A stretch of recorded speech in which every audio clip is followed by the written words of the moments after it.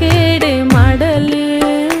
കൊത്തി നാറു നാറ് അരിഞ്ഞിട്ടങ്ങൂട ചൊരുക്കി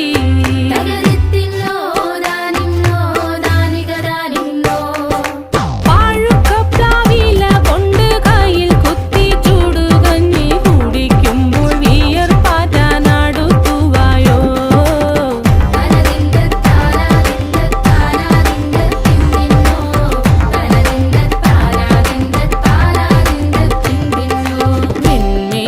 പത്തിരി താളിൽ നല്ല താറാവിൻ ചൂടുള്ള നാടൻ കറിവേൻ